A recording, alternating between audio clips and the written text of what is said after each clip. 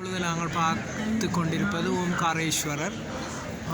ஓம்காரேஸ்வரர் மத்திய பிரதேசத்தில் சிவன் ஓங்காரேஸ்வரராக வழிபடப்படுகின்ற இந்த ஆலயம் மத்திய பிரதேசத்தில் நர்மதா நதிக்கரையில் மந்தாட்ட மலையில் அமைந்துள்ளது. கடவுள் சிவன் கூறுகிறார், நான் ஓம் எனும் சத்தியத்தை வெளிப்படுத்துகின்றேன். நாங்கள் இப்பொழுது அதன் கோயிலுடைய கம்பீரமான தோற்றத்தை பார்க்கின்றோம்.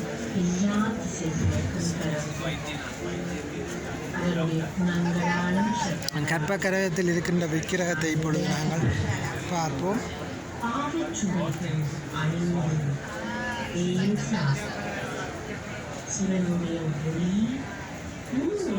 அடுத்தது நான்காவதாக நாங்கள் பார்க்க இருப்பது பீமசங்கர். பீமசங்கர் அதனுடைய கோயிலின் தோற்றத்தை நாங்கள் இப்பொழுது பார்க்கின்றோம். இது மகாராஷ்டிரா பிரதேசத்தில் அமைந்துள்ளது. பீமசங்கர் ஆலயம் மகாராஷ்டிராவில் காயத்ரி மலைத்தொடரில் புவனேவுக்கு அருகில் பீமா நதிக்கரையில் அமைந்துள்ளது. இங்கேயே பீமாசுரனை சிவன் அளித்ததாக வரலாறு கூறுகின்றது. கடவுள் சிவன் கூறுகின்றார், நான் அசுர சம்ஸ்காரங்களை அளிப்பவர். இப்பொழுது நாங்கள் இந்த கற்பக்கிரகத்தில் இருக்கின்ற விக்கிரகத்தை பார்ப்போம். சிவனுடைய விக்கிரகத்தை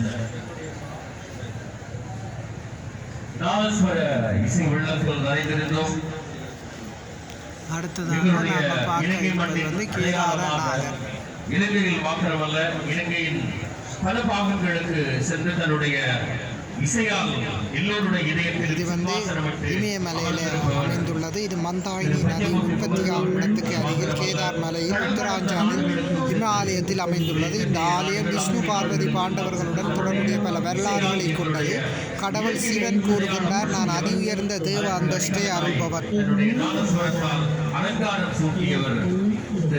இது இந்த கோயிலின் கம்பீரமான தோற்றத்தை இருக்கின்றது. கற்பக்கிரகத்தில் உள்ள விக்கிரகத்தினை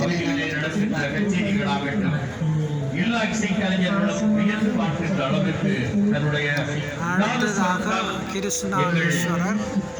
நாடகங்களை எல்லாம் கட்டி போட்ட பெருமை மகாராஷ்டிரா. இது மகாராஷ்டிராவில் அவுரங்காபாத்துக்கு அருகில் அமைந்துள்ள ஒரு புராதன யாத்திரை தலமாகும்.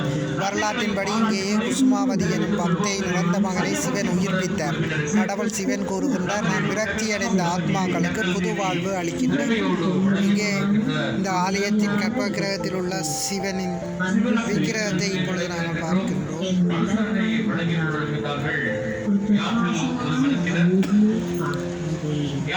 அடுத்ததாக ராமேஸ்வரம்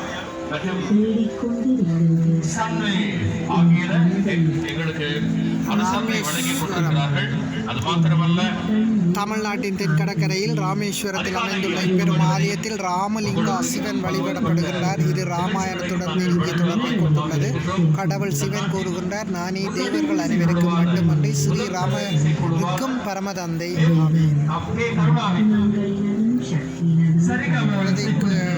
ஆலயத்தில் உள்ள சிவனின் விக்கிரகத்தை பார்க்கின்றோம். ஐந்துதலை நாகத்துடன் பொன்கலர் ஆன நாகத்துடன் காட்சி அளிக்கின்றார். அந்த பாடல்களை நாம் இன்று இந்த கீரிமலை நகுலீஸ்வர ஆலயத்தின் வளாகத்துக்கு அழைத்து வந்திருக்கின்றோம். நாகேஸ்வரர் குஜராத் மகாராஷ்டிரா கடற்கரையோரத்தில் துவாரகா என்னும் இடத்தில் நாகேஸ்வரர் ஆலயம் அமைந்துள்ளது. ஈஸ்வரர் மகாலிங்கம் நஞ்சுகள் அனைத்திலிருந்தும் பாதுகாப்பை குறிக்கின்றது. கடவுள் சிவன் கூறுகின்றார், நான் விகாரங்களின் நஞ்சினை முடித்து விடுபவர். இது இக்கோயிலின் கர்ப்பகிரகத்தில் உள்ள விக்கிரகத்தை நாங்கள் பார்க்கக்கூடியது.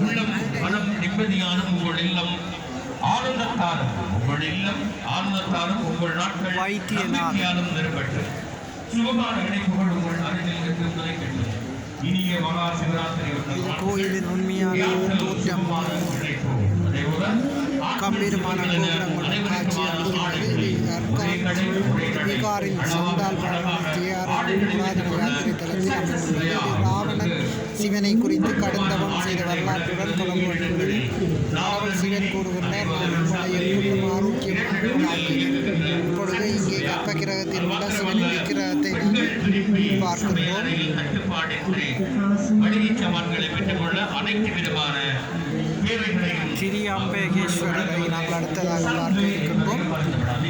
இதுதான் அதனுடைய உண்மையான தோற்றம், தற்போதைய தோற்றம் நீங்கள் பார்த்து கொண்டிருக்கின்றீர்கள். இது வந்து மகாராஷ்டிராவில் நாசிக் ரோடு அருகில் பிரம்மகிரி மலையில் கேதாரகௌரி நதி உற்பத்தியாகும் இடத்தில் உள்ளது. இங்குள்ள கற்ப கிரகத்தில் உள்ள 3 லிங்கங்கள் ஒன்றிணைந்து காணப்படுகின்றது. இப்பொழுது நாங்கள் அந்த 3 லிங்கத்தை நாங்கள் பார்ப்போம்.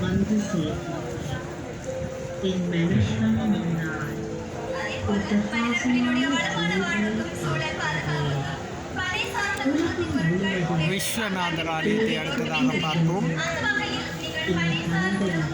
விஸ்வநாதர்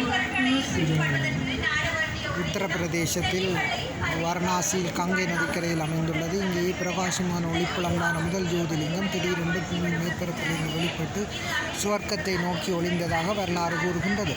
கடவுள் சிவன் கூறுகின்றார், நானே புதிய உலகை படைப்பவர்.